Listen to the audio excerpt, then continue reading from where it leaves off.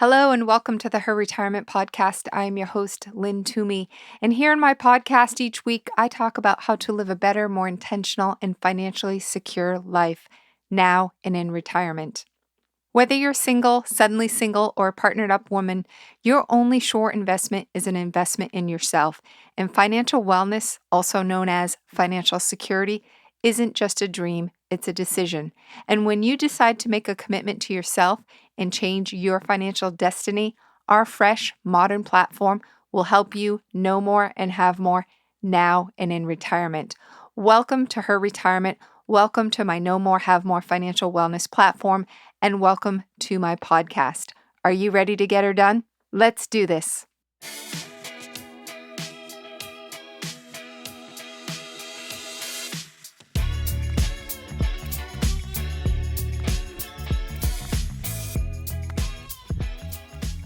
Hi there, and welcome to this week's episode of the Her Retirement Podcast. I woke up the other night in a cold sweat, and it wasn't the first time.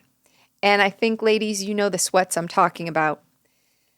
Since I've already mostly gone through menopause, it was probably spurred on by the worry, the money worries, that is. And I'm sure we all know what those are as well. It's really the only thing I do lose sleep over every once in a while because I'm a pretty good sleeper. However, I did also wake in the wee hours of the morning a couple weeks ago yelling out loud, "Brian, just shut up." Brian is my significant other, and I guess in my dream he wouldn't stop talking. Startled, he woke up and asked me, "Who are you yelling at?" Luckily, he didn't hear the Brian part. I don't remember what I wanted him to stop talking about, but since he's a financial advisor, and it's really money's the only thing I worry about, maybe it was money. I don't know. Sometimes I wonder if both of us being involved in the financial wellness and retirement industry is a blessing or a curse because money is front and center in our lives all the time. And some people might assume that because of this, we don't worry. Well, guess what? It doesn't matter what field you're in, how much money you have, or how you were raised as a child. Most, if not all of us, have money worries. In fact, according to Allianz Financial, they did a survey and 61% of us worry about running out of money more than we worry about death. That's a pretty big number. And I know most of my adult life, I've always been, more concerned, I guess, about money than worried. Although there have been those times where worry has been overwhelming. The worry has ebbed and flowed with the bumps in the road. And the concern I've always had, I guess, has always been there, but I think it's actually helped me stay as disciplined as possible. Concern is far better than worry and certainly better than complacency. Concern is actually good for you and your money behavior. Concern is what helps you stay disciplined, in my opinion, and it's at least how it's worked for me. I also believe that your beliefs around money can influence the amount of money worry that you do have. Change your beliefs, change your behavior, minimize your worries. Worrying doesn't do anything to change your outcome. Getting educated, changing your beliefs and your behaviors, getting help, staying disciplined, and taking action does. And as I always like to say, if you've listened to my podcasts, you know it's all about getting her done. So I want to share a brief history of my money story with you before I share some tangible tips. And I'm hoping that my story might help you relate, might help you give you some ideas or some other tips. I heeded my mother's advice to do as much as possible early on to avoid money worries. And, in her words, to not be a bag lady. I did good in school. I went to college. I landed a well-paying career. I bought a house by 26, had an adorable little son at 27, saved and invested, funded a college saving plan for said baby boy. Oh, and I think I forgot to mention that I got married there before I had the son. But anyway, no worries. Just concern. And my concerns were, am I doing enough? Is my baby healthy? Is my family good? Did my company value my work? For all intents and purposes, I was on a great path, and it was all part of my bigger plan. I didn't really worry about money, but I remained concerned and focused and tried to be smart with the little financial know-how I did have. I knew the basics, and I had a good income, and that was enough, at least for a while. Everything in my life appeared to be on track, but then the first bump in the road, divorce. And that followed with anxiety disorder. but that's the whole nother topic of another podcast. Divorce and anxiety disorder coupled was pretty overwhelming, as you can imagine. Of course, with all the other emotions of divorce, my money concerns became money worries. And because I had anxiety disorder, everything just catapulted. But I eventually recovered from anxiety and from my divorce. If you can ever fully recover from divorce, that is. I kept working, kept saving and investing. Worries were in check. And then one day, the company I was working for went public. And guess what? I became a millionaire, at least on paper, at 35. Money concerns, money worries, they both went out the window. I was financially free and confident and 35. And then one day, I wasn't. In between, I got remarried, had adorable twin girls, left my well-paying career to raise kids, overinvested in a lifestyle business so I could make money and raise my kids.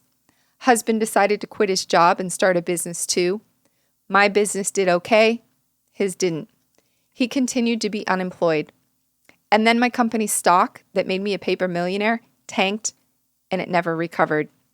While I did sell some of my stock early on, it wasn't enough to keep my millionaire status. Then I sold my business, but I never got the proceeds. Money concerns came back and turned into full-fledged money worries. I may have had a meltdown too one night on my bathroom floor, maybe even a couple. Eventually, I got a second divorce, another meltdown. I went back to corporate America begrudgingly to reinstate my big salary and my retirement savings. I started another business in the evenings too, so I could hopefully one day re-escape the corporate rat race. I kept raising amazing kids. And then one day, I met a significant other who happened to be a financial advisor. They say there are those decisions that significantly change your life. Well, meeting my significant other did that for me. He changed my life, and he helped me change my money worries. Of course, I played a big part in that. We partnered together to do those things. I re-escaped corporate America to pursue entrepreneurship again. Of course, encouraged by my significant other and my financial advisor. Basically, I started over again. And at this time, I think I was 45. So 10 years had passed, a decade. I had slight money worries. My business did good enough. Then my significant other and I decided to become business partners too. We built a company called Your Retirement Advisor. And then I decided to create another company focused on helping women be wealthier, healthier, and happier. And of course, that's called Her Retirement. Today, I mostly worry about other people's money instead of my own. And I'm feeling wealthier, healthier, and happier than I have in a long time. Although I personally try not to live with any regrets, I do regret that I didn't seek out the advice of a financial planner before the tank of my company, the one that made me a millionaire. I truly believe a planner or an advisor could have helped me with some decisions that would have protected me from that meltdown, personally, emotionally, financially, and it would have given me some future security. It was a lost opportunity. I did meet at the time with an investment advisor, which was provided to all employees after our company's public offering, but really all she did was show me how my stocks could be sold and moved over to her company and her investment choices, and how my assets would grow over time. She gave me this super long report that quite frankly confused the hell out of me, and I felt more confident in my company's stock than her. After all, I'd helped start the company, and I believed in it. But I left all my eggs in that one basket. However, I did sell some stock, and I paid off my house, and I quite honestly enjoyed a few shopping sprees that I never, ever, ever imagined being the child of a school teacher who was raising 4 children. What I remember, though, very vividly is that she didn't really ask me about my goals and what I wanted to achieve. She didn't talk to me about the fact that I wanted to have a college fund for my son, or that I wanted to pay off my house, or the fact that I wanted some security in my future versus continuing to play the stock market. She didn't advise me on the fact that I had all my eggs in that one basket. She was very focused just getting her hands on my assets. Guess what? I didn't invest with her. I was confused and not confident, and I hate when people don't ask me about me and what I want. If she did, she and I may be better off today. But again, it's really, really hard to look back, right? There's so many decisions, and regret and second guessing them probably isn't the best use of time. At that time, I didn't continue to search for any other advice, and I know I should have. I know that now. My naivete about the industry and my money cost me dearly. This is one of my major motivations for starting Her Retirement. I built it for me, but I also built it for you and every woman who's been naive, confused, and left to her own devices. Yes, ladies, we can worry less. We can get educated. We can make more informed decisions. We can take control of our money and keep our worries in check and enjoy a better present and future. I believe this 100%. That blessing or a curse that I mentioned earlier is mostly a blessing because I help women know more, worry less, and have more now and in retirement. So yes, doing that and watching the effects of this work is a blessing. At least doing this is my mission for now and for the foreseeable future, for as long as I work and don't retire. But every now and again, when I'm not hyper-focused on other people's worries and questions and researching and sharing solutions, I say to myself, shit, Lynn, is your retirement okay? And I say, am I on track? Are we on track as a couple? What if we're not doing enough? And then I think, well, geez, does the cobbler have no shoes? Am I taking the eye off my own ball? This is what led me to drag myself out of bed the other night and do a pajama change. It was the cold sweat, that moment of panic when I was like, oh my goodness, are we going to be okay? And I had just a moment of extreme worry, probably caused by the economic conditions we're all facing right now. And those are the things we can't control. But sometimes we all just need a pajama change, or a little meditation, or a walk in nature, or the help of a financial coach or a retirement advisor to help allay our fears, calm our worries, and keep us focused and on track. By the way, a side note, I have not looked at my retirement savings accounts since the whole market downturn started. I'm not going to either. I want my glass to stay half full, and I want to stay focused on the fact that the markets will bounce back, and I know they will because they always have. And I want to keep one eye on my ball and one eye on all the women I serve. So I say here's to rebounds, bounce backs, no more dribbling about being worried, right? It doesn't help. Dribbling. I'm worried. No. Get positive, get focused.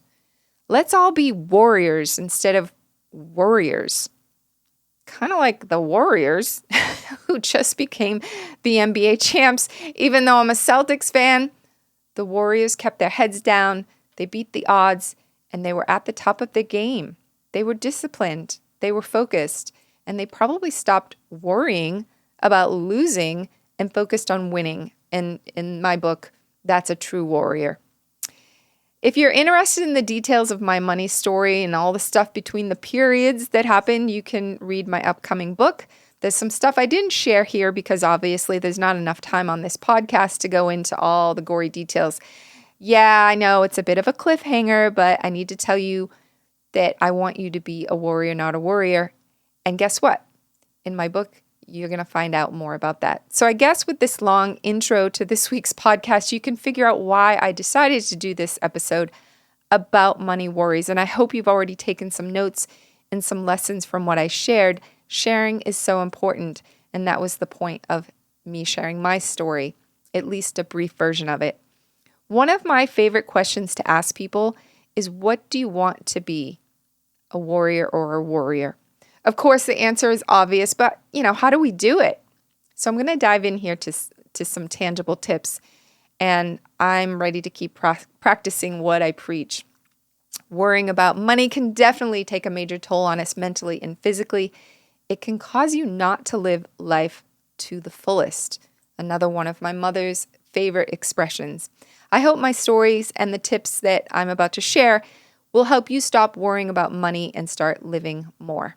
So number 1, get educated. Take money courses, read money books, focus on behavioral finance books like one called The Psychology of Money. 2, be proactive, make a plan, and do your very best with what you have.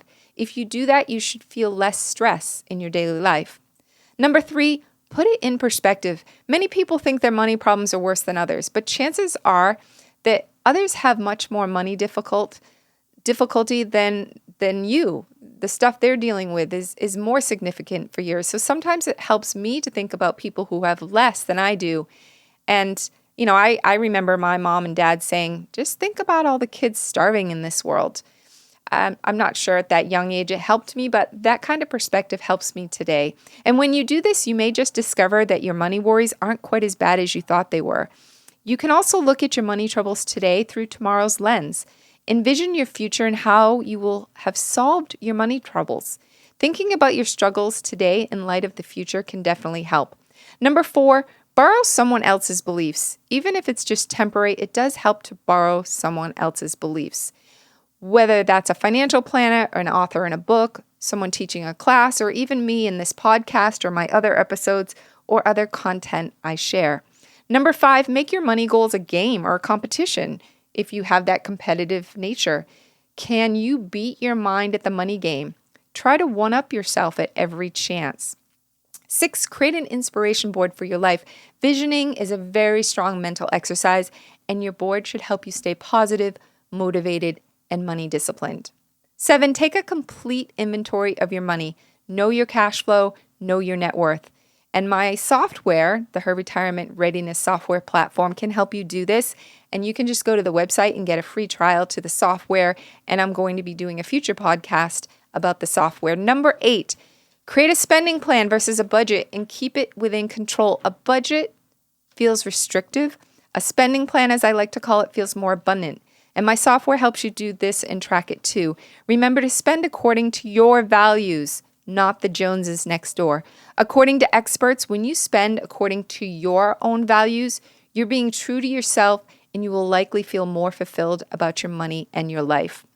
Number 9, create a cash cushion or an emergency fund. What you worry about is choice. And when I look back on my life at the periods where I had that cushion, I worried so much less. For instance, just this week, I had a couple money shocks, as I like to call them, where I had to spend over $700 for an emergency visit to the vet. Of course, I hadn't planned for that. And then there was a tire that got ruined on one of my vehicles. And of course, it's an all-wheel drive vehicle, so you don't have to just, you can't just replace one, but you have to replace all 4 tires. And guess what? That was another $700 plus shock to my spending plan. My mind first went to concern and then a little worry.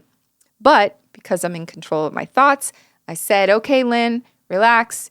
You've got a cash cushion. And the fact that I had that cash cushion helped me worry. Actually, I didn't really worry at all, probably for more than a minute. And then I talked myself off the ledge because I have the cash cushion. 10, embrace an abundance mindset. You can choose not to worry about money. You can actually choose to not worry about anything. It's next to impossible.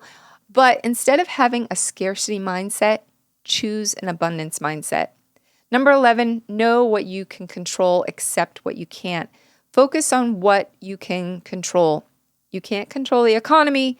You can't control the stock market, the housing market, the job market. Worrying about all this and how it will impact your money will not help you. Be concerned, keep informed, but money doesn't help.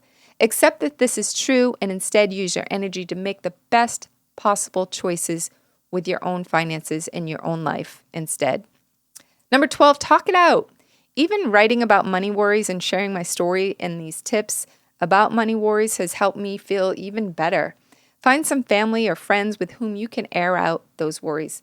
Don't carry it around with you, festering. Talk it out. Get it out of your system.